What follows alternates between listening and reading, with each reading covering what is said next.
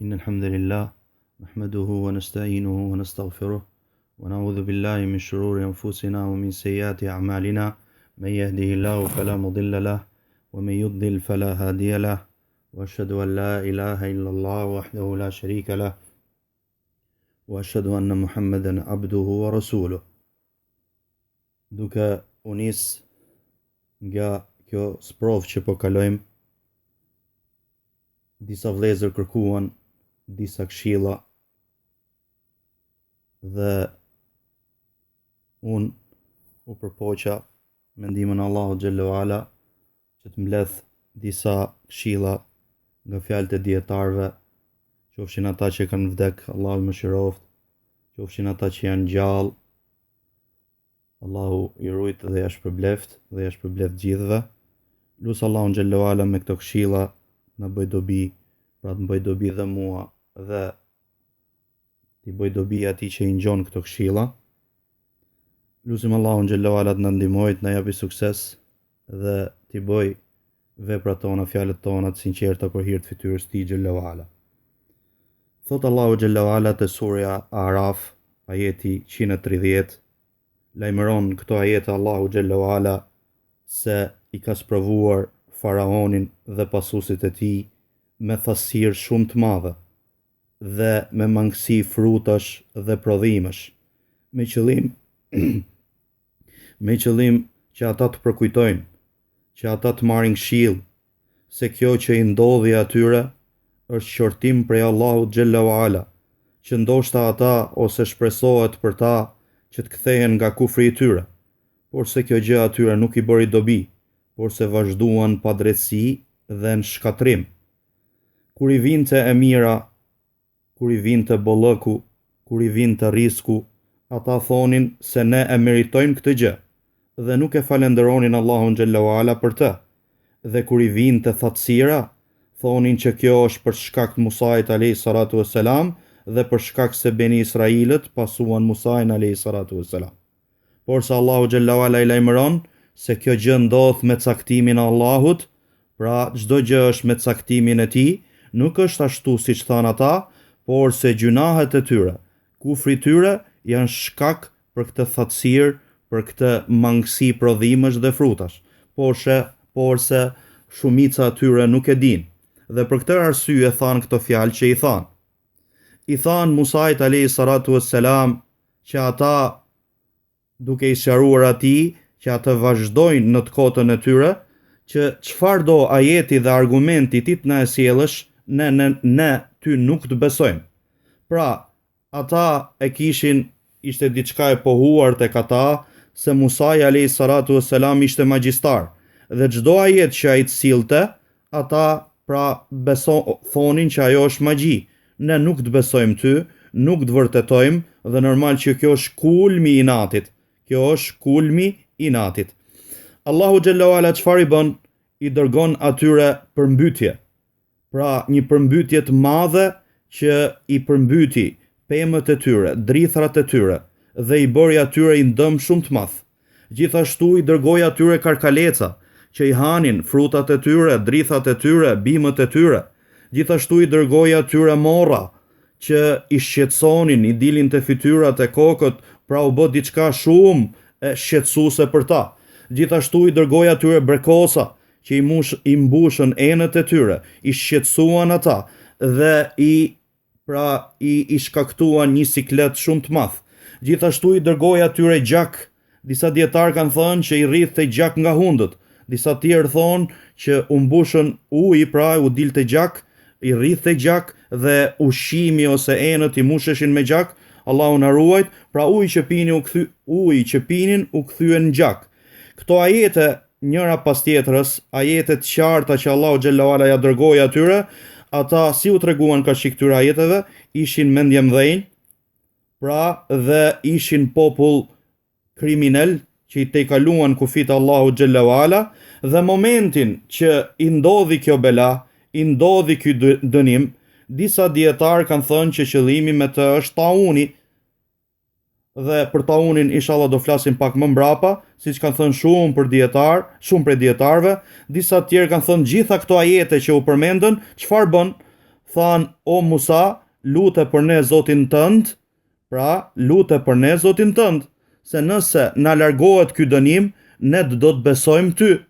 Pra, por se në këto fjalë që ata than, ishin gënjeshtar, nuk ishin si qëllim vetëse largimin e dënimit dhe mendonin se nëse ky dënim do i largohej, nuk do t'i ndodhte diçka tjetër. Dhe Allahu xhallahu ala ja largoi këtë dënim. Ja largoi këtë dënim që pra në një kohë caktuar që Allahu xhallahu ala e kishte caktuar, dhe momenti që Allahu xhallahu ala ja largoi dënimin, ata e thyen besën që i kishin dhënë Musait, pra që do ta besonin atë dhe do të linin me të Beni Israilët, as nuk besuan, as nuk dërguan me të Beni Israilët, por se vazhduan kufrin e tyre dhe Allahu xhallahu ala çfarë bëri? I dënoi ata. Allahu xhallahu ala i dënoi, Allahu na ruaj. Pra te këto ajete bëhet e qartë që Allahu xhallahu ala i ka dërguar forma sprovash dhe dënimi që qëllimi ata të kthehen, të përkujtohen, të kthehen tek Allahu xhallahu ala. Pra, sepse kur vinë vështirësitë, thon dietarët në komentin e këtyre ajeteve, zemra zbutet. Pra, vështirësia është shkak për zbutjen e zemrës dhe që zemra të shpresojë tek Allahu xhallahu ala. Ama ka thënë njëri prej sahabëve, Nu'man ibn Bashir radhiyallahu an, shkatrim shumë i madh është që personi të bëj vepra të këqija kur i ndodh belaja. Pra, sepse pritet kur të vjen vështirësia, ti të kthehesh tek Allahu xhallahu ala, zbutet zemra jote, të pendohesh tek ai, të kthehesh tek ai, të kërkosh falje, ama është bela shumë e madhe, që çfarë ti gjatë kësaj kohe të kundërshtosh Allahun xhallahu ala. Dhe do vi pra nga gjërat, pra kush është qëllimi dhe urtësia me këto sprova, bëhet e qartë ky ajet që qëllimi është që njerëzit të përkujtojnë, njerëzit kthehen, njerëzit pendohen tek Allahu xhallahu ala. Gjithashtu lexojmë disa ajete nga sura Ali Imran, nga surja An'am. Thot Allahu xhallahu ala, pra të ajetet e surës An'am, ajeti 42, thot: Pasha Allahun me siguri kemi dërguar tek popujt para jush, dhe ato popuj ne i kemi dërguar atyre varfëri, ngushtim, smundje, epidemi, dhimbje. Qëllimi pse? Që ata të kthehen tek Allahu, që ata të pendohen tek Allahu, ata t'i luten Allahut me përgjërim. Por, a nuk bën ata kur u sprovuan? Pse nuk i vepruan këto gjëra kur ata u sprovuan? Nuk e bën këtë gjë, por se zemrat e tyre u ngurtësuan, nuk u zbutën, nuk patën frikë prej Allahut xhallahu ala. Dhe shejtani çfarë u bëri?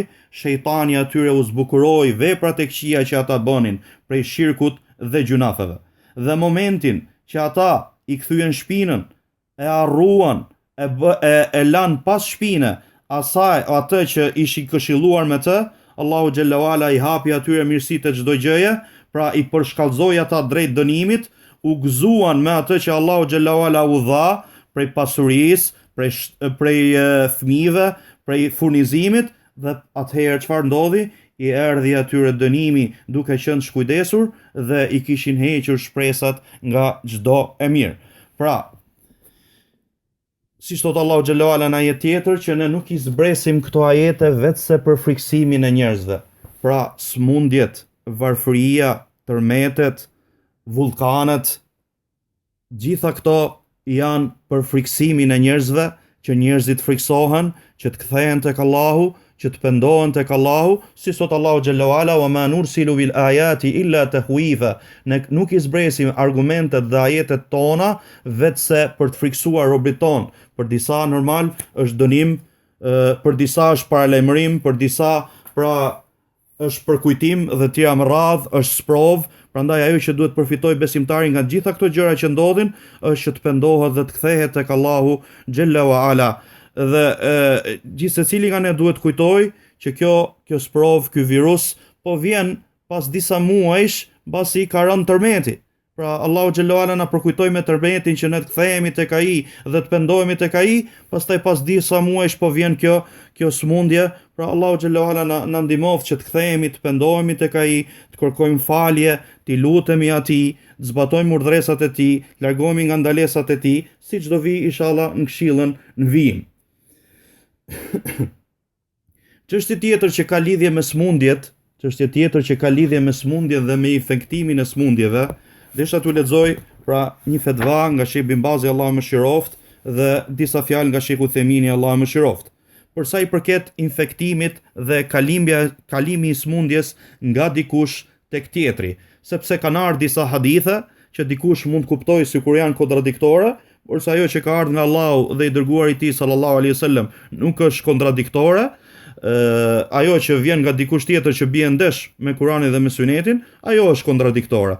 Dhe dietarët kanë bashkuar mes këtyre argumenteve duke thënë, qëllimi me këto argumente është hidhet poshtë kotësia e besimit që besonin njerëzit e xahilitetit, se gjërat kalojnë, infektojnë nga natyra e vet. Pra ata besonin që smundja kalon vetvetiu nga njëri tek tjetri, infektohet vetvetiu nga njëri nga tjetri. Por se pejgamberi sallallahu alaihi wasallam i lajmëron se kjo është diçka e kotë, sepse ai që e drejton dhe kontrollon këtë univers është vetëm Allahu xhallahu ala, siç ka ardhur që e kanë pyet pejgamberin sallallahu alaihi wasallam për devet që janë në Sahara, pra hyn një deve me zgjebe dhe i çfarë ato bëhen me zgjebe të gjitha. I ka pyet pejgamberi sallallahu alaihi wasallam duke i thënë se kush është ai që infektoi të parën, kush është ai që e kaloi smundjen tek e para. Pra, kuptimi është që ai që e zbriti smundjen tek e para, ai është që e kaloi smundjen tek tjetra. Pra, do të thotë që çdo gjë është me caktimin e Allahut, çdo gjë është në dorën e Allahut. Pastaj pejgamberi sallallahu alaihi wasallam i ka sqaruar sahabëve se përzierja është shkak që smundja të kaloj, pra nga ai që është i smur tek ai që nuk është i smur, me lejen e Allahut xhallahu ala. Kanë ardhur hadithe që pejgamberi sallallahu alaihi wasallam ka ndaluar që personi që ka devet smura, si për shembull me zgjebe apo me diçka tjetër, mos t'i çojë devet e tij tek ai person që ka devet e shëndetshme, pra si ka të smura. Pse? Sepse kjo mund shkaktoj që kjo smundje të kaloj tek ato me lejen e Allahut xhallahu ala. Gjithashtu pejgamberi sallallahu alaihi wasallam ka thënë, largohu nga ai person që ka gangren, ka një smundje, thotë siç largohesh nga luani, sepse kjo përzierje mund shkaktoj kalimin e smundjes nga dikush tek tjetri, dhe kjo normal që ndodh vetëm me lejen e Allahut xhallahu ala, pra dhe jo me do e mos. Pra çdo gjë është me lejen Allahut xhallahu ala. Gjithashtu thot Sheikh Uthemini Allahu mëshiroft,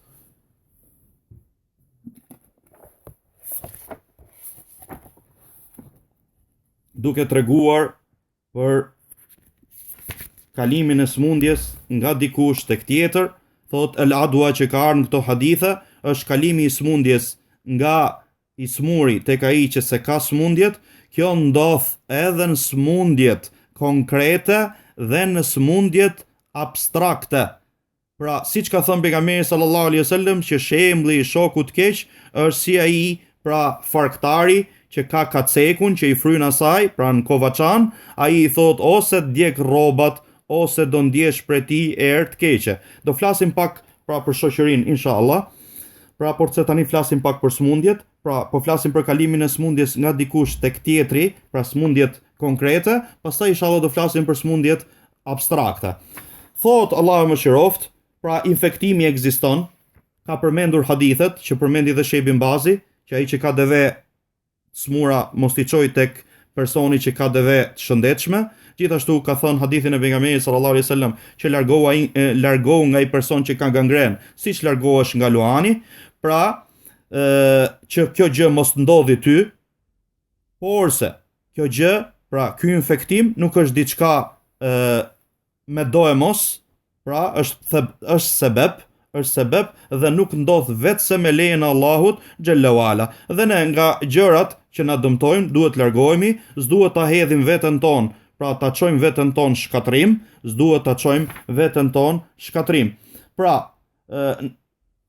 kalimi i smundjes nga dikush tek tjetër, nga dikushi tek tjetri është me lejen e Allahut xhallahu ala, dhe nëse do Allahu xhallahu ala nuk ndodh. Prandaj personi duhet ta ketë parasysh këtë gjë, pra ti marrë sebepet ti bëj shkaqet, sidomos pra të ngjoj fjalën e atyre personave që janë kompetent, personave që kanë njohuri, janë pra kompetent që të flasin për shëndetësinë, mos ngjoj nga çdo kush, ngjoj vetëm nga ata që janë kompetent, nga dikasteret, nga personat që janë kompetent për këtë çështje, dhe siç ngjon nga çështjet fetare, nga dietarët dhe njerëzit me dije, pra mos ngjoj çdo kënd, dhe të ketë kujdes pra gjërat që ngjon, sigurohet për vërtetësinë e tyre, sigurohet mos transmetoj çdo gjë që ngjon, sepse pejgamberi sallallahu alaihi wasallam ka thënë, i mjafton njeriu si gënjeshtër që të flasi me çdo gjë që ngjon, pra po tregove çdo gjë që ngjon, do bish gënjeshtër, sepse ti ngjon gjëra të vërteta, ngjo edhe rrena dhe gënjeshtra, prandaj robi duhet të ketë kujdes pra ti vërtetoj gjërat që ngjon, dhe tjetra, jo çdo gjë që ngjon ja transmeton tjerëve, duhet të ketë kujdes pra që ta mendoj mirë atë që thot mos tjetë e dëmshme. Pra mos t'i bëj, mos t'i shkaktoj njerëzve dëm, siç thon disa njerëz me dije, pra këshilla gjatë tyre kohëve, që ndoshta ato gjëra që ti thu mund t'i friksosh njerëzve, mund t'i shkaktosh atyre probleme psikologjike që mund t'jenë më të mëdhaja se sa smundja që ata ruan dhe kanë kujdes për saj. Prandaj robi duhet ketë kujdes me lajmet që ai ngjon, pra t'i vërtetoj, të ngjoj njerëzit kompetent, mos gjoj çdo kënd, dhe tjetra, kujdes me llafet, me bisedat, me transmetimet që ja u thu tjerëve, që mos t'jenë dëmshme, pra atyre të mundohesh t'i bësh dobi dhe jo t'i bësh dëm, prandaj robi ta ruaj gjuhën e tij, siç ka thënë pejgamberi sallallahu alaihi wasallam, që kush beson Allahun dhe ditën e gjykimit, të flasë mirë ose të heshti, ose në hadith tjetër, men samata naja, kush hesht shpëton. Prandaj robi duhet të ketë kujdes, pra të ngjoj ata që janë kompetent, që kanë dije për këtë fushë, mos ngjoj çdo kënd, mos ngjoj këdo, dhe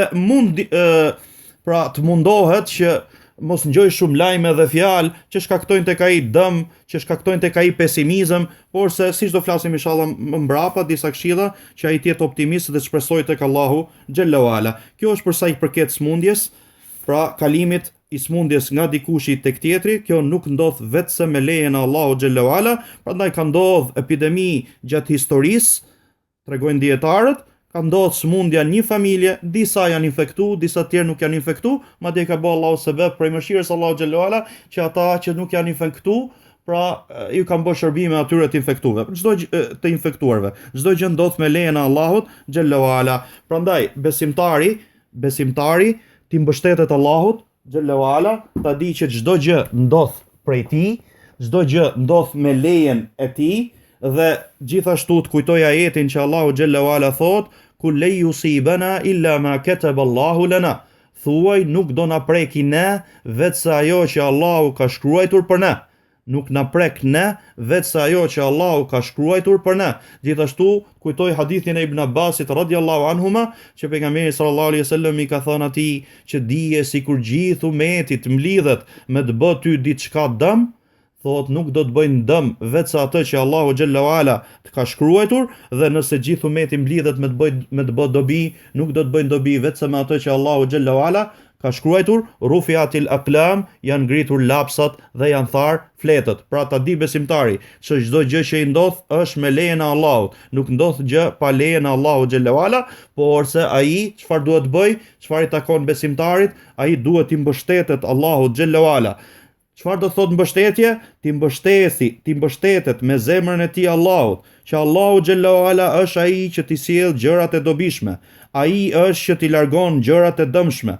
Ti je i sigurt pra tek Allahu për këtë, në arritjen e këtyre gjërave. Dhe aq sa imani i robit është i fortë, sipas imanit tij, pra si do qoftë imani i tij, është dhe mbështetja. Pra sa më i fortë jetë imani, aq më e fortë është mbështetja tek Allahu xhallahu ala. Sa më i dobët jetë imani, aq më dobët është dhe mbështetja tek Allahu xhallahu ala. Pra, ti mbështetet zemra e Allahut në se ta di që ai është që ta sjell dobin dhe ai ta largon dëmin, ti je i sigurt për këtë gjë dhe tjetra të bësh shkaqet, pra ngjosh ato orientime që vijnë nga organet kompetente, pra të bësh, pra sidomos të kopra, jo larja duarve, jo largimi nga vendet, nga ventubimet dhe tjera me radhë, dhe siç po ju lexoj këtu tani fjalën e dietarëve, pra e dietarëve të mëdhenj në Arabi Saudite që kanë dhënë pra fetva për këtë çështje, thonë Allahu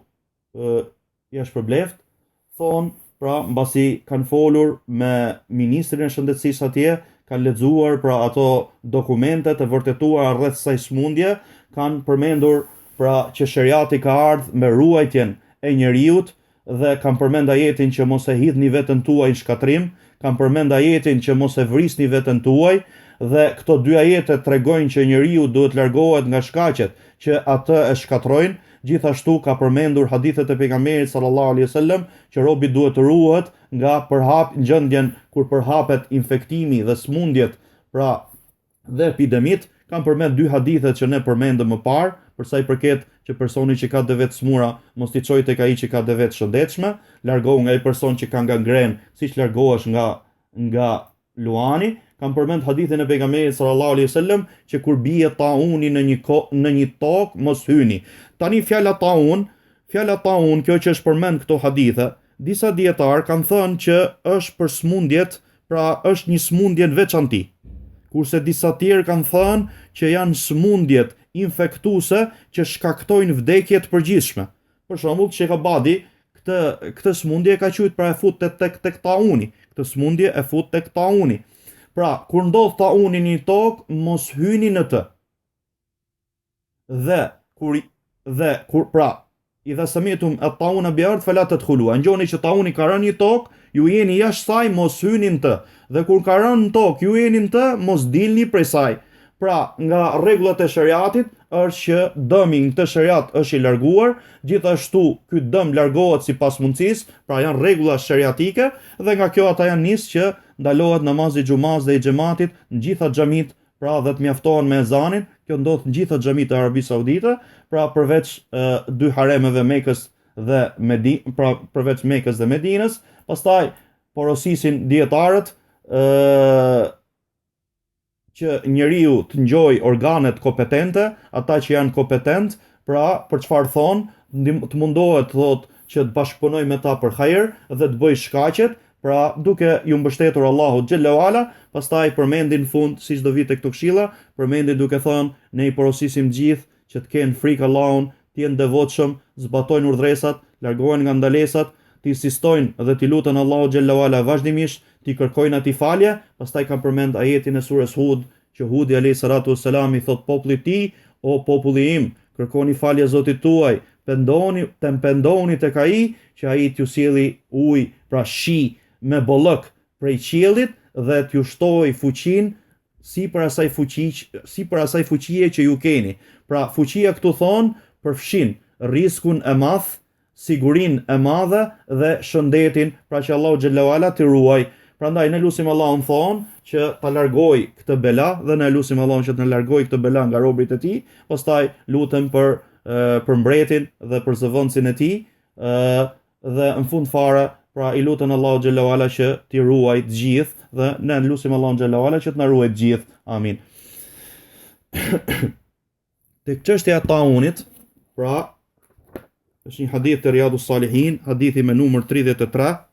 Pejgamberi sallallahu alaihi wasallam ka thënë që tauni është dënim që Allahu xhalla wala e dërgon tek ai që do dhe e dërgon mëshirë për besimtarët. Një rob kur ndodh ky taun, qëndron në vendin e tij, duke duruar, duke shpresuar shpërblimin tek Allahu xhalla wala, duke e ditur se nuk i ndodh atij vetëm ajo që Allahu ka shkruar për të, vetë se ka shpërblimin e shahidit. Pra, nëse një person sprovohet, ne lutim Allahun të na ruajë gjithë nga kjo smundje, porse nëse një person sprovohet me këtë, ta ketë parasysh, pra që të qëndron, thot pejgamberi sallallahu alajhi wasallam, nëse ndodh, ai qëndroi në vendin e tij duke duruar, duke shpresuar shpërblimin tek Allahu, e di në vetvete që kjo që e prek ose nuk e prek atë, vetë se diçka që i ka shkruar Allahu për të, vetë se ky person ka shpërblimin e shahidit. Pra shpresohet për këtë shpërblim, për këtë person që i ndodh kjo smundje, siç kanë thënë disa prej dietarëve se njerëz dije, që të hyjnë shpërblimin e shahidit. Shpresohet tek Allahu xhallahu ala, megjithëse si thamë ne lutim Allahun që na ruaj të gjithëve. Pra, thot shehu atëre duke shpjeguar taunën, shehu Themini, thot është thënë që është një smundje e veçantë, është thënë, disa tjerë kanë thënë që është çdo smundje, çdo epidemi e përgjithshme që shkakton vdekje të përgjithshme tek njerëzit. Pastaj shehu thot sido qoftë smundje e veçantë si kolera apo smundje përgjithësi, ky është dënim që Allahu e dërgon, por se është mëshirë për besimtarët.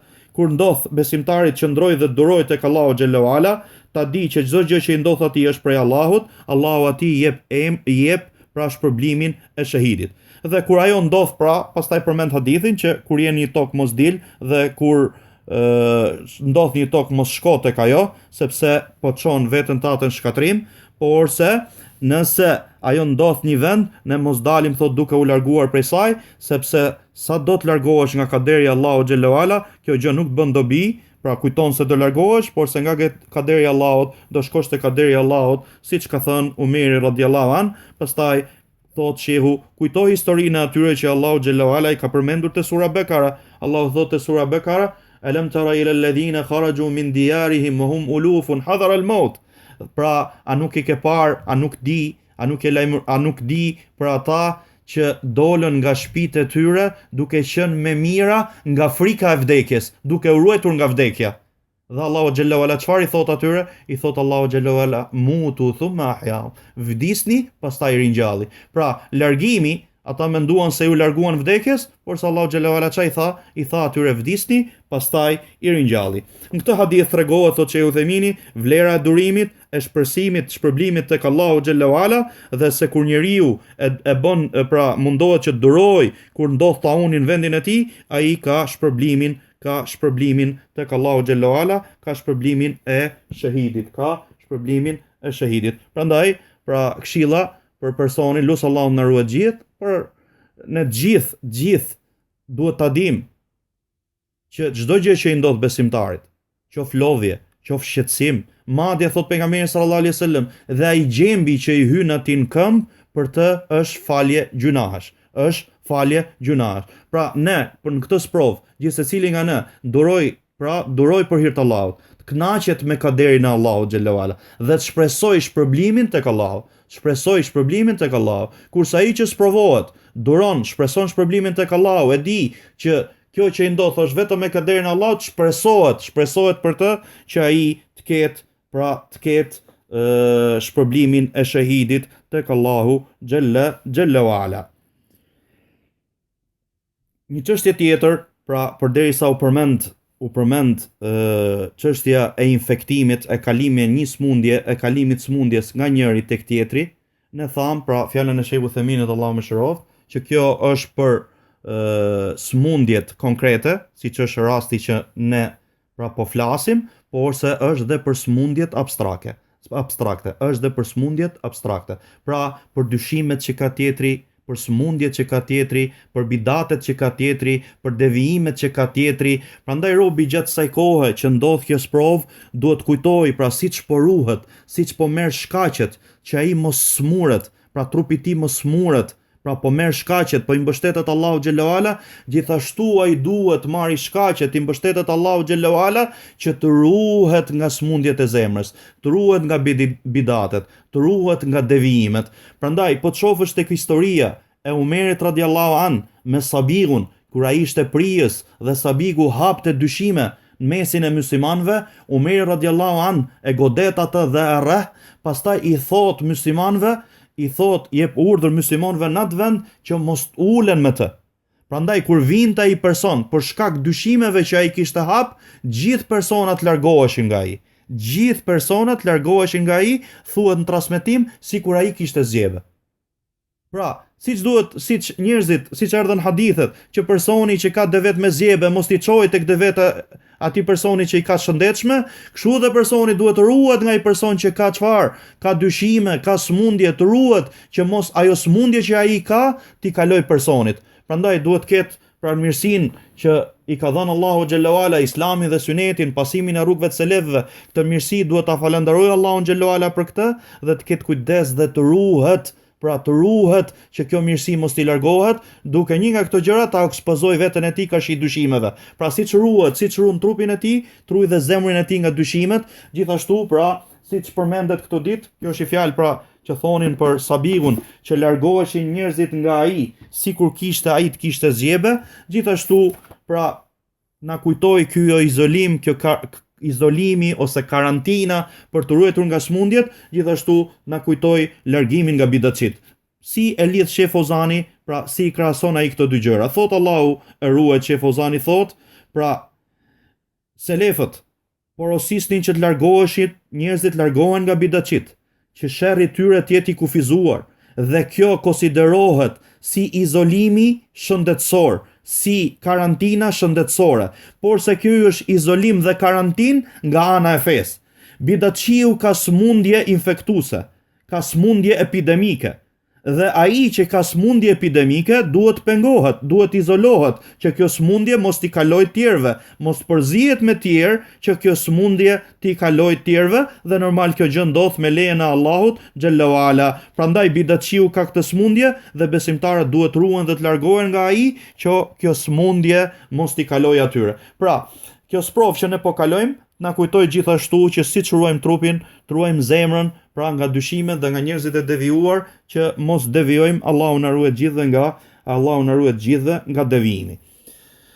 Pra, nga këto ajete, nga këto këshilla që u than, njeriu duhet përfitoj, duhet t'i kërkoj Allahut xhallahu ala, t'i kërkoj atij, pra në këto kohë dhe gjithmonë, t'i lutet Allahut xhallahu ala bil afie. Afie, që do të thot? Afie do të thot që ti t'jesh i mbrojtur dhe i ruajtur nga smundjet, nga epidemit, t'jesh i të shëndetshëm dhe mos t'jesh i smur. Si smundjet e zemrës, si smundjet e trupit. Dhe normal, po të shifnin shumë hadithet pejgamberit sallallahu alaihi wasallam ka ardhur që ai lutej Allahu xhallahu ala për afie. Shifni për shembull te dhikri i mëngjesit dhe i mbrëmjes. Allahumma afini fi badani, Allahumma afini fi sam'i, Allahumma afini fi basari. Një dua. Duaja tjetër, Allahumma inni as'aluka al-afiyata fi ad-dunya wal-akhirah. Allahumma inni as'aluka al-afwa wal-afiyata fi dini wa dunyaya wa ahli wa mali. Shifni duan që ai bënte pejgamberi sallallahu alaihi wasallam mes dy sejdeve. Një nga duat që ai bënte mes dy sejdeve, thoshte wa afini warzuqni. I kërkonte Allahut afie. Gjithashtu po të shifni te duaja vitrit, pra duaja namazit vitrit. Allahumma hdini fi men hadait wa afini fi men afait. Pra dhe këtu ti kërkon Allahu xhallahu ala afie. Pra afia tham është që të ruhesh, Allahu xhallahu ala të ruaj dhe të mbroj nga smundjet dhe të japi shëndet dhe mos t'jesh i smur. Ai të mbroj ty. Ai pra që të mbroj ty nga gjithë këto smundje. Dhe tham, dhe do përmendi fjalët e dietarëve, kjo afje që ne i kërkojmë Allahu xhallahu ala përfshin që ai të na mbrojë dhe të na ruaj nga smundjet e trupit, dhe nga smundjet e zemrës. Lexojmë pra se si disa nga komentet që Sheikhu Themini, Allahu mëshiroft, i ka bërë këtyre duave. Thot Allahu mëshiroft te duaja e vitrit, thot wa afini fi man afait. Qëllimi është që ti t'jesh i ruajtur dhe i mbrojtur si në fe, si në dynja. Kjo përfshin që ti t'jesh i ruajtur nga smundjet në fe, që janë smundjet e zemrës, që janë dyshimet dhe epshet, që janë dyshimet dhe haramet, dyshimet që ta përzihen të vërtetën, pra po them unë, dyshimet që të përzihet e vërteta me të kotën, bidati me synetin, dhe epshet dhe haramet. Pra njeriu ka nevojë për këto të dyja, dhe nevoja e tij që të ruhet nga smundjet e zemrës është më e madhe se sa ruajtja e tij nga smundjet e trupit. Pra i shef njerëzit, shife njerëzit të kohë që i kushtojnë shumë rëndësi që të ruhen nga smundjet e trupit, por se besimtari, atij që Allahu xhallahu ala i ka dhënë sukses, duhet të ketë kujdes dhe të ruhet shumë nga smundjet e zemrës, sepse ka nevojë më shumë që të ruhet nga smundjet e zemrës. Prandaj thot, ne gjithmonë duhet kemi kujdes zemrat tona. A janë smura, a janë të shëndetshme, a janë të pastra, apo janë të ndryshkura. Prandaj thot gjithmonë duhet mendojmë ta kontrollojmë zemrën tonë. Nëse zemrën tonë ka dyshim, ka epsh, ne thot wa kullu shay walillahi alhamdu lahu dawa, dhe çdo gjë ka ilaç. Kurani është ilaç për dyshimet, për epshet, në të ka nxitje për xhenet, paralajmërim nga zjarri dhe kështu me radh. Pra, edhe pastaj tregon që këto smundje si kurohen, thot. Pra, për smundjet e zemrës, lexo librin e Allahut xhallahu ala, se Allahu ka përmend që libri i tij është shërim për zemrat. Pra, një nga shërimet që duhet ta ketë parasysh gjithmonë besimtari është Kurani. Leximi i fjalës Allahu xhallahu ala, leximi i Kuranit është shërim. Sepse Allahu xhallahu ala ka përmend, thot: "Wa nunazzilu min al-Qur'ani ma huwa shifa." Ne zbresim për Kuranit atë që është shërim. Pra, libri i Allahut, leximi i librit të Allahut, punimi me librin e Allahut xhallahu ala është shërim. Thot shehu këtu, Kurani i gjithë është shërim, largon të gjitha dyshimet. Pra, i gjithë libri i Allahut xhallahu ala është i mbushur me dije, me sqarim që largon smundjen e dyshimeve dhe smundjen e epsheve. Pastaj tregon për trupin, për shëndetin e trupit. Pra, pastaj thot që mjekësia ndodh nëpërmjet shariatit, pra si Kurani, Syneti, duat që kanë ardhur siç do përmendim, dhe hadithet që kanë ardhur që përmbajnë ilaçe, siç ka ardhur hadithi, pra që lexon pra pejgamberi sallallahu alaihi wasallam tregon, ose ai sahabiu që dikush e kishte pickuar akrepi dhe ai lexon Fatihan atij 7 herë dhe Allahu xhallahu ala e shëron atë dhe ja largon pra pickimin e akrepit, ja largon këtë smundje.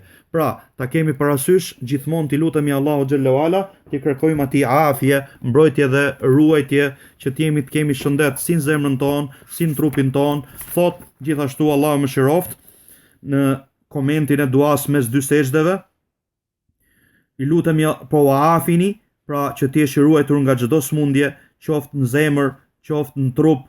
Pra, e rëndësishme prap dhe në këtë libër sheku thot, te komenti Bulughul Maram, thot e rëndësishme është që të jemi të ruajtur nga smundjet e zemrës, sepse kur njeriu smuret, ai thot dhe vdes, humb dhe dynjan e tij dhe ahiretin e tij, por se po qen trupi po që i smur, kulmi i tij është çfarë? Është vdekja. Pastaj tregon duke thënë që në smundjet e zemrës nëntohet shkatrimi, kurse smundjet e trupit, pra wa amma al-amradul badaniyya wal amradul aqliyya, pra shkatrimi ndodhet smundjet e zemrës në krahasim. Pra, smundjet e trupit me smundjet e zemrës janë më të lehta. Prandaj thot kur i shef njerëzit që shkojnë në dyert e spitaleve, por se janë të shkujdesur nga dyert e xhamisë, pra te kthimi i Allahut, te pendimit të Allahut të radh, ta di që gjendja nuk është e mirë, pra sepse që njerëzit shkojnë me shumicë dhe mundohen shumë që të shërojnë smundjet e trupit duke lënë smundjet e zemrës, kjo tregon që janë kuptuar gjërat mbrapsh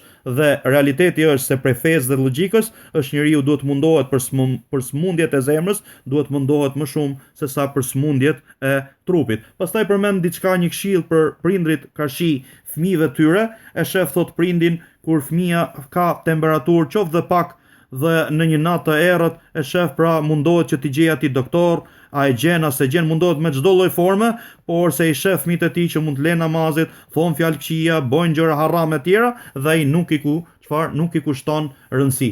Pra, kur ka smundjet e trupit mundohet me çdo formë, nga smundjet e zemrës ai nuk interesohet kërshi fëmijës tij. Prandaj, pra duhet ta ketë parasysh, kjo është këshill për gjithë prindrit që të kujdesen për fëmijët e tyre. Gjithashtu ka thënë Imam Ibn Qayyim rahimahullah, duke treguar vlerën e dijes dhe se pejgamberi sallallahu alaihi wasallam e ka quajtur një prej haditheve që shërimi i ignorancës është pyetja, pra ignoranca është smundje dhe shërimi i saj që është pyeti që të pyesi dhe të merret me dije. Ka përmend te ky hadith, ka përmend te kjo fjalë, pra të Miftahu Dar es-Saada, disa nga smundjet e zemrës, pra duke thënë si syfajsia, si mendemasia, si vetpëlqimi, si hasedi, si mburrja, dashuria për të duk, për të shfaq, për të qenë i parë etj.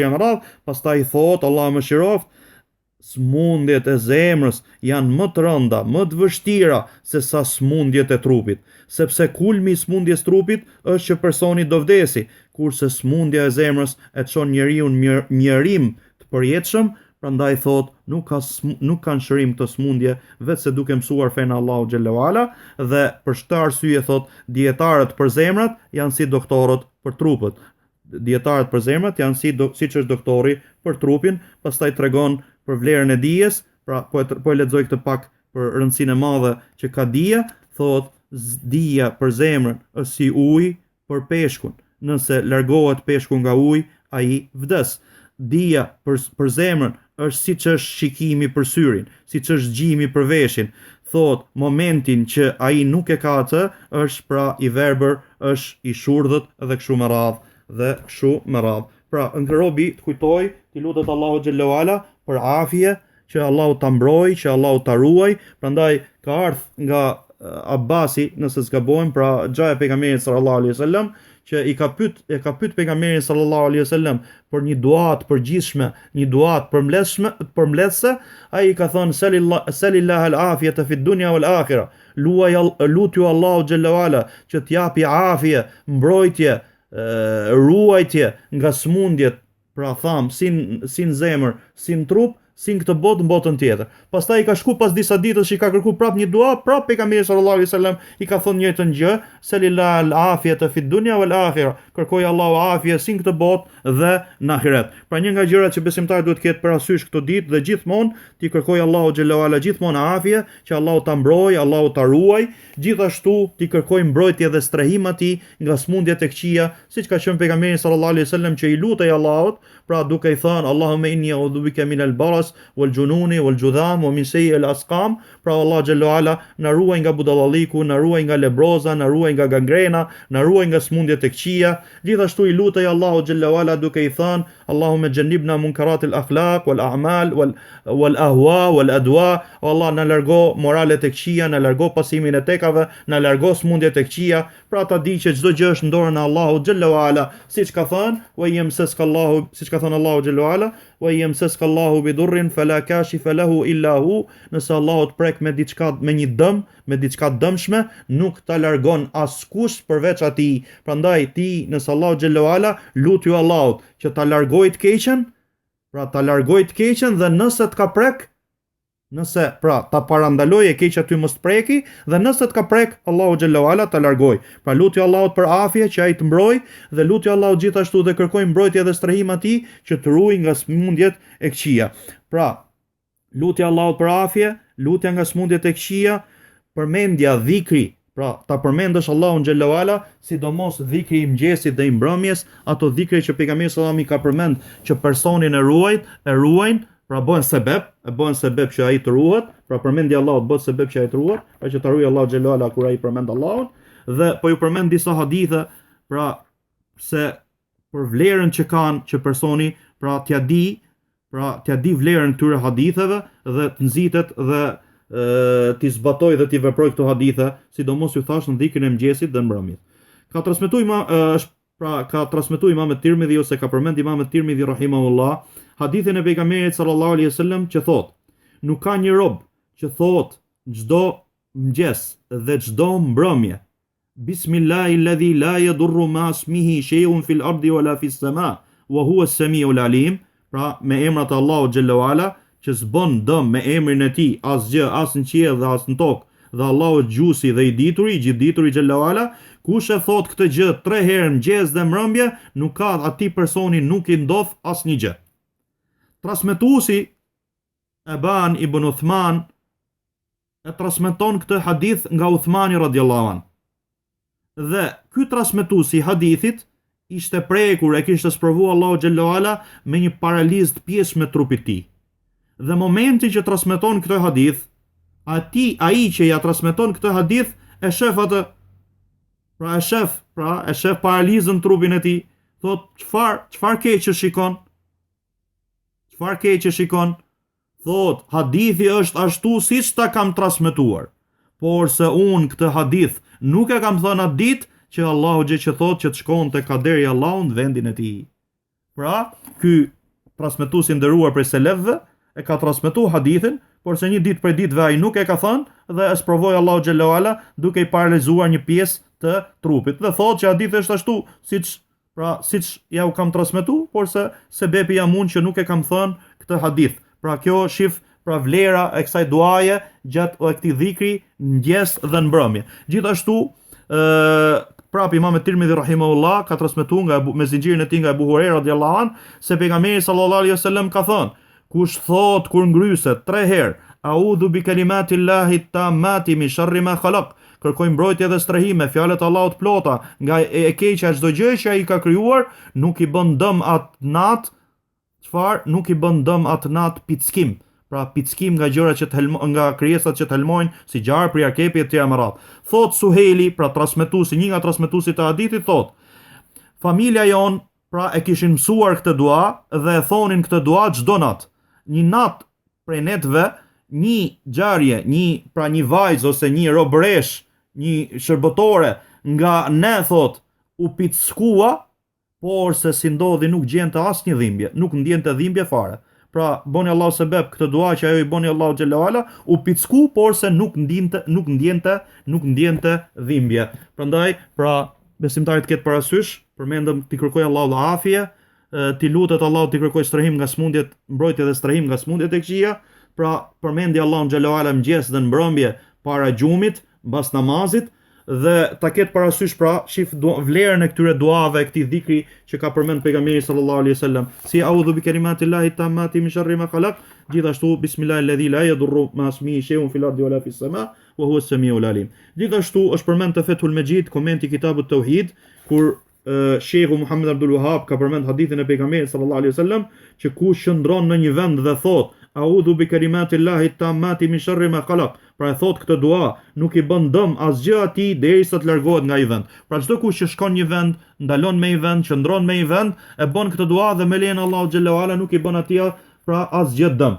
Thot Kurtubiu rahimahullah, thot te ky hadith, thot ky është hadith i sakt, është fjalë e çiltër dhe e vërtetë, normal se e ka thënë pejgamberi sallallahu alaihi wasallam.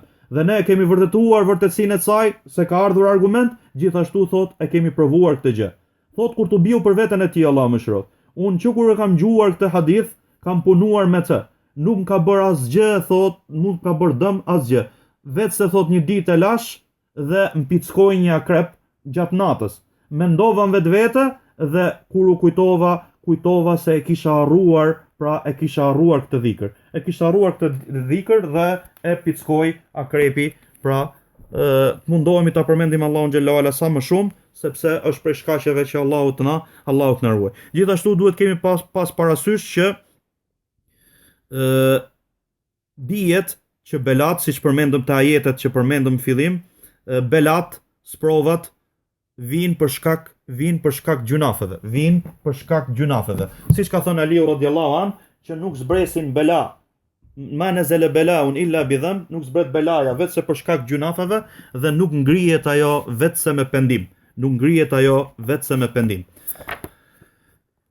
Ka përmend Sheikh Albani rahimahullah te zinxhiri i haditheve të sakta, hadithi me numër 106, i ka vënë një titull këtij hadithi dhe thot: gjunafet janë shkak për thatësinë, për padrejtësinë dhe për belat e tjera. Thot, ka thënë një ditë pejgamberi sallallahu alaihi wasallam: o ju muhaxhir, 5 gjëra nëse sprovojni me to dhe ju lusë Allahun, dhe i kërkojnë mbrojtje Allahut që mos t'i arrini këto 5 gjëra. Nuk shfaqet zinaja, immoraliteti në një popull dhe duke e shfaqur atë, vetë se hapet tek ata tauni dhe smundjet që s'kan qenë para tyre, s'kan qenë tek parat e tyre. Nuk mangësojnë një popull ose nuk mangëson një popull peshën dhe peshoren vetë se çfarë i vjen atyre thatësia, vështirësia, padrejtësia e sultanit ka shi atyre. Me që u përmend këtu ngrënjan pesh, dietarët, njerëzit e dijes të ditë këshillojnë njerëzit, sidomos ai që është tregtar, që mos frytëzojë nevojën e njerëzve duke rritur çmimet, pra por se të ketë frikë Allahun xhallahu ala, pra të shesi siç ka shit më parë, nëse e mira është që t'i ndihmoj njerëzit, pra ka mundësi ta uli, por se nëse ai ka drejtën e tij të shesi siç ka shit, por se jo ta ngri çmimin dhe çfarë, pra ta ngri çmimin duke i bë dëm njerëzve, duke shfrytzuar nevojën e njerëzve, pra mos ta bëj këtë gjë, nuk lejohet për besimtarin ta bëj këtë gjë, madje porosisin njerëzit e dijes, pra përmendin këto raste hadithin e pejgamberit sallallahu alaihi wasallam, da'u mardakum bis sadaka, kurojeni çmurët tuaj duke dhënë sadaka më shumë. Dietarët kanë folur rreth saksisë këtij hadithi. Sheikh Albani rahimahullah e ka bërë sakt dietarët e Komisionit për Heshtjen Fetvave thonë, pra për ta hadithi nuk është i sakt, por se e shpjegojnë duke thënë, s'ka problem që njeriu t'japi sadaka për të smurin, duke u afruar tek Allahu dhe të shpresoj që Allahu xhallahu ala ta shërojë me këtë gjë për shkak të haditheve pra të përgjithshme që kanë ardhur për këtë çështje.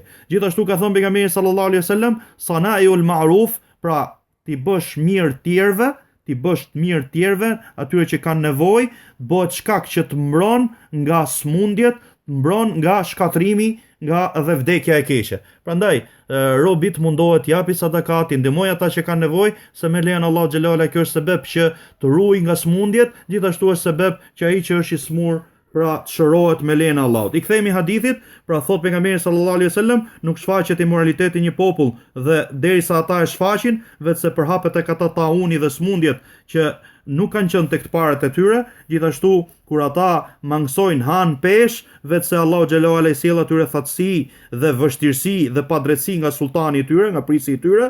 Gjithashtu ka thënë që nuk e ndalojnë zekatin e pasurisë tyre, vetëse Allahu i ndalon atyre, i pengon atyre shiun prej qiellit, dhe sikur mos ishin kafshët, nuk do binte shi, nuk e thyn besën Allahu dhe dërguarit i tij, vetëse Allahu xhallahu ala i bën që të sindoj një armik dhe duke i marrë atë që ata kanë dorë, dhe nuk gjykojnë imamllarët e tyre me librin e Allahut dhe nuk e kërkojnë lumturinë dhe hajrin te libri i Allahut, vetëse Allahu çfarë shkakton ose bën që të ketë luftë mes veti, pra të kenë luftë mes veti. Pra këto janë disa nga dëmet e gjunafeve, Allahu na ruaj. Pra çdo bela ndodh sipas për shkak gjunafeve dhe nuk ngrihet vetëse me pendim tek Allahu xhallahu ala. Thot Imam Ibnul Qayyim rahimahullah te libri i tij Zadul Ma'ad, thot vazhdojnë veprat e bijve të Ademit, kundërshtimin që ata i bëjnë të dërguarve, që të shkaktoj shkatrim të përgjithshëm dhe të veçantë, duke i sjell atyre dhimbje, smundje, epidemi, taun, thatësir, largimi i bereqetit, i fruteve, i drithrave, mos të kenë dobi ose të kenë mangësi e tjera me radhë. Nëse ti s'arrin ta kuptosh këtë, kujto, thot, mjaftohu me fjalën e Allahut, është shfaqur shkatrimi në tokë dhe në det për shkak të asaj që veprojnë njerëzit, që Allahu t'i bëj të shijojnë diçka nga ajo që kanë vepruar. Pra, la'allahum yarji'un, që ata të kthehen. Pra, bën Allahu xhallahu ala për shkak gjunafeve, si është diçka prej gjunafeve që ti ke bë, dhe prap qëllimi është që ti të kthehesh, të pendohesh, të kërkosh falje Allahut xhallahu ala. Pra, shife këtë ajet, zbrite këtë ajet tek gjendja e njerëzve, shif thot mes realitetit dhe këtij ajeti, do shohësh se si ndodhin smundjet, epidemit. Thot, ndodhin smundjet, ndodhin mangësit në fruta, në drithra, tek kafshët, tek njerëzit. Pra, i shef që sa herë ata e shtojnë padrejtësinë, i ndodh prej Zotit smundje, epidemi, shkatrim të frutave tyre, drithrave tyre, pajrit, ujit, trupit e tjera me radhë, pra për shkak të veprave të këqija të tyre, padrejtësisë tyre dhe prishjes tyre. Pastaj thot Allahu mëshiroft, thot shumica e këtyre smundjeve që ndodhin është mbetje e dënimit që Allahu ka dënuar popujt para nesh, dhe ka qëndruar një pjesë prej këtyre smundjeve që çfarë është gati që t'i zbresi, pra me lejen e Allahut, atij që bën si veprat e atyre që kanë qenë para nesh. Pra Allahu na ruaj të gjithëve. Pra çdo gjë që ndodh është me çfarë, është për shkak gjunafeve dhe nuk ngrihet vetëse me pendim dhe me kthim tek Allahu xhallahu ala. Pra ajo që kërkohet për besimtarin është që të pendohet, që të kërkoj falje, t'i lutet Allahu xhallahu ala, pra t'i kërkoj atij shërim, t'i kërkoj atij shëndet edhe kështu me radhë. Pra duan e përmendëm, dhikrin e përmendëm, nga rukjet, pra rukja, gjithashtu që pejgamberi sallallahu alaihi wasallam kur i ndodhte diçka prej rukjeve që ai bënte, Allahumma rabban nas adhhibil ba's washfi anta ash-shafi la shifaa illa shifauk shifaan la yughadiru saqama. O Allah, o Zoti i njerëzve, adhhibil ba's, largoje këtë smundje, shëro, ti je shëruesi, s'ka shërim përveç shërimit tënd, shërim që nuk le smundje. Pra të gjitha këto gjëra bashk, pra kërkohen për besimtarit që ai t'i bëj gjatë saj kohe dhe gjithmonë derisa atë pra t'i vi vdekja prej Allahut xhallahu ala. Gjithashtu të ketë parasysh pra që Allahu xhallahu ala e sprovon robin e tij, pra ta dish, kur robi sprovohet, ta di që ky sprovim po i vjen nga Allahu xhallahu ala që ka urtësi për gjithçka. Çdo gjë e ka vendosur në vendin e duhur. Ai është më i gjithëmëshirshmi. Po ju lexoj një fjalë nga Imam Ibn Qayyim. Dhe ta di që Allahu këtë bela nuk e ka sjell për ta shkatruar, nuk e ka sjell për ta dënuar, por se e ka sjell që të sprovoj durimin e tij. Sprovoj a do kënaqet me caktimin e Allahut apo jo. Sprovoj besimin e tij. Do Allahu që të ngjoj prej tij përgjërim. Do të gjoj prej tij ose shofi prej tij në nështrim. Do të shofi prej tij çfarë? Që ai ti lutet me përgjërim Allahu xhallahu ala. Ta ketë zemrën e tij pra të butë, të kputur para Allahu xhallahu ala dhe ankimin t'ja drejtoj Allahu xhallahu ala. Pra kuptimi është që ta di që sprova është çfarë? Është si zjarri që futen metalet në të. Pra që për t'u largu ajo mbeturina nga ai dhe për t'u pastru ai metali. Dhe gjithashtu futen zjarr, pra futen metalet me u pa. A do dalin flori i kuq apo do dalin diçka shumë e keqe. Pra robi do sprovohet që a është i çiltër, a s'është i çiltër, a është i mirë, a është i keq. Nëse nuk i bën dobi kjo sprovë në dynja, do i vi, thot Allahu na ruaj, do i vi zjarri ditën e gjykimit.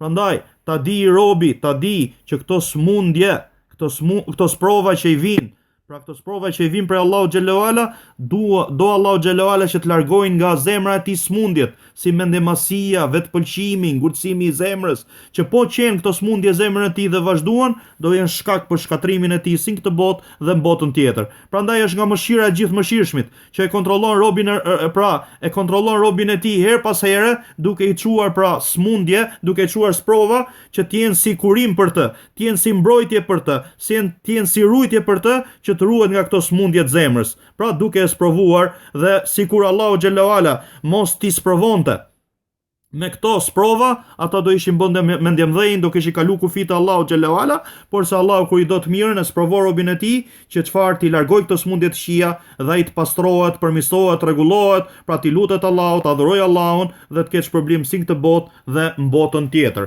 Prandaj, sprovat kanë urtësi prej Allahut xhallahu ala. Nga gjëra tjera që duhet kihet parasysh, pra ta di besimtari që një nga shkaqet kryesore pra për rujtjen e Allahut, që Allahut na ruaj nga këto gjëra, nga këto smundje, nga këto sprova, nga këto epidemi, është që robi ti përmbahet kufive të Allahut, zbatoj urdhresat, largohet nga ndalesat. I ka thënë pejgamberi sallallahu alaihi wasallam Ibn Abbasit, një hadith që ne e përmendëm më lart, ne përmendëm fundin e hadithit, por sa tani përmendim fillimin e hadithit. I ka thënë Ibn Abbasit radhiyallahu anhuma, ihfazillaha yahfazuk. Ihfazillaha yahfazuk.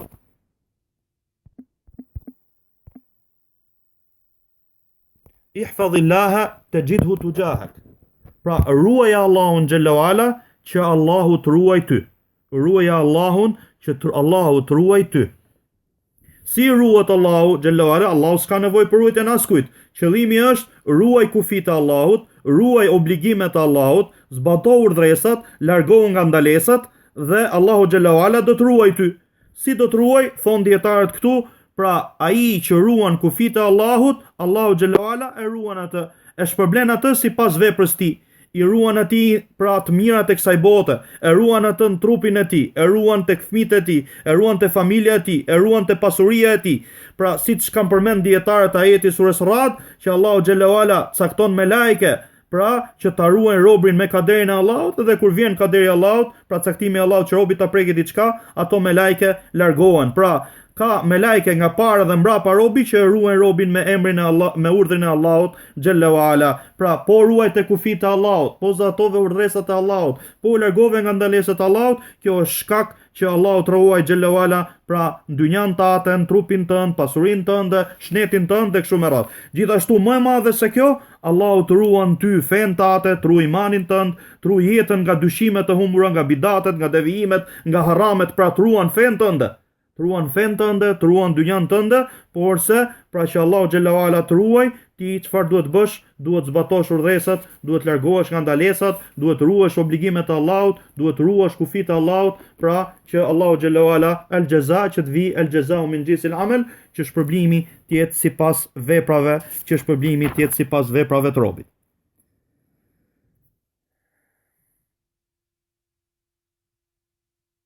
Gjithashtu, pra nga dobit, nga përfitimet e këtyre sprovave, që thonë disa shujukh selefi, thonë pra këto sprova i tregojnë njeriu të madhështinë e Allahut, fuqinë e Allahut xhallahu ala, që njerëzit sado që kanë çfarë, kanë përparuar në teknologji dhe tjera më radh, po e shef njeriu që ai është i dobët gjithmonë, pra sa do të ketë përpara, thotë këto gjëra ai bën dobi njerëzimit këtë kohë. A kanë mundësi thot me gjithë të gjëra që kanë ecë përpara, me gjithë të teknologji, ndalor të largojnë diçka, pra patën mundësi ta largonin këtë virus?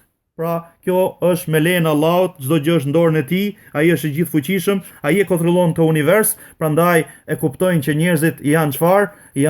Janë nevojtar gjithmonë për Allahun, pra robi gjithmonë ta di që ai ka nevojë gjithmonë për Allahun xhallahu ala, siç ka thënë Allahu xhallahu ala, ya ayuhan nas antumul fuqara ila Allah. Wallahu al ghaniyul hamid, o ju njerëz, ju jeni fukarin për Allahun xhallahu ala, dhe Allahu është ai që s'ka nevojë askujt. Pra ta di që robi ka nevojë për Allahun xhallahu ala, dhe Allahu s'ka nevojë askujt, pra lutju Allahut, adhuroj Allahun, pendohu tek Allahu, kërko falje tek ai, pra dhe pendimi, kur flasim pendimi pra sipas kushteve, pra me sinqeritet, pra duke u ndjer pishman dhe ndihesh keq për gjunafet që ke bë, të vendosësh zemrën që nuk do i kthehesh më atyre gjunafeve. Dhe si çështje, pra pak a shumë këto ishin disa nga këshillat, kanë ngel disa këshilla të fundit inshallah, pra kanë ngel disa këshilla të fundit.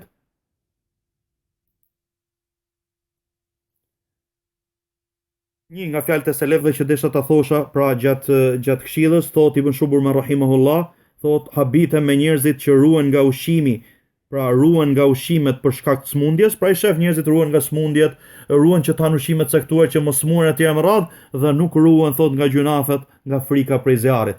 Pra gjithmonë këto gjëra të shërbejnë si përkujtim për ne. Pra ti po ruhesh nga smundjet, po ruhesh nga ushqimet që mos smuresh, mos të vi smundja, ru nga diçka më e madhe që mos të vi pra dënimi Allahu xhallahu ala, pra ru nga gjunafet, mos kundërshto Allahut që bëhet shkak që të hysh në zjarr. Gjithashtu, siç tham që mirësit, pra këto mirësi kanë urtësi prej Allahut xhallahu ala, ka është transmetuar ose ka thënë Sufjan Thauri rahimahullah, që nuk është faqih, nuk është dietar, nuk e kupton fen tamam, ai që nuk i konsideron belat, sprovat e Allahut si mirësi. Pra robi kur të shofi, ne treguam disa nga sprovat, nga mirësitë e sprovës, dhe gjithashtu, pra kjo sprovë që njerëzit tani pra qëndrojnë nëpër shtëpia, ta shfrytëzojnë këtë për hajër, ta shohin si mirësi, pra ti kushtojnë kohë familjes tyre, në orientimin e tyre, në këshillimin e tyre, ta ndihmojnë njërin tjetrin për të mira, ta kujtojnë njërin tjetrin për të mira, pra të lexojnë Kur'an, të lexojnë fjalën e Allahut xhallahu ala, pra të merren me adhurim, të merren me namaz, me përkujtimin e Allahut dhe kështu me radhë, pra që kjo kjo sprovë t'i kthehet besimtarve në mirësi, dhe dy koment ose dy postime, pra së fundi nga një shehu selefi, Muhammed ibn Ghalib, thot, Allahu e ruaj dhe e shpërblef, thot, pra përsa i përket shkaqeve, i shef thot disa njerëz që te i kalojnë në frikë, pra friksohen vetvete dhe friksojnë tjerët nga smundjet dhe nga infektimi këtyre smundjeve, dhe disa tjerë i shef që i nënvlerësojnë këto, madje thot, largohet nga çdo shkak, pra shkak i sakt për të mbrojtur, dhe gjërat më të mira janë ato të mesmet, ti kërkoj mbrojtje Allahut, bëj shkaqet dhe dije se ajo që të prek, pra me patjetër do të preki, dhe ajo që nuk të prek, pra me patjetër nuk do të preki, dhe çdo gjë është me kaderin e Allahut xhallahu ala, dhe së fundmi e mbyll me këtë, pra thot tafaalu, pra jini optimist, kini shpresë tek Allahu, mendoni mirë për Zotin tuaj, mendoni që kjo bela do largohet, ky siklet do largohet, kjo vështirësi do largohet, dhe xhamit do kthehen duke u mbushur me personat që i falen Allahut, do kthehet jeta më hajër se ka qenë, me lejen e Allahut kjo bela nuk do të vazhdoj, dhe e rëndësishme është që ne dalim nga kjo duke përfituar, duke pasur dobi, pra duke kuptuar që njeriu është i dobët, ndihmimi njëri tjetrit, durimi, ngjimi dhe bindja i prisave dhe t'i japësh përparësi dobisë përgjithshme para dobisë të veçantë. Pra lutim Allahun xhalla wala na e largoj këtë bela, ta largoj këtë bela nga të gjithë, pra dhe të na bëj që të kthehemi dhe të pendohemi tek ai xhalla wala, zbatojmë urdhresat e tij dhe të largohemi nga ndalesat e tij. Lutim Allahun xhalla wala pra na ndihmoj, na ruaj, na mbroj dhe na japi mirësi që të vazhdojmë në islam dhe në sunet derisa të na marrë shpirtin, pra lut Allahun xhalla wala që të na bëj dobi me këto këshilla, si ai që i tha dhe ata që i ngjun. Subhanakallahumma bihamdik, ashhadu an la ilaha illa ant, astaghfiruka wa atubu ilayk.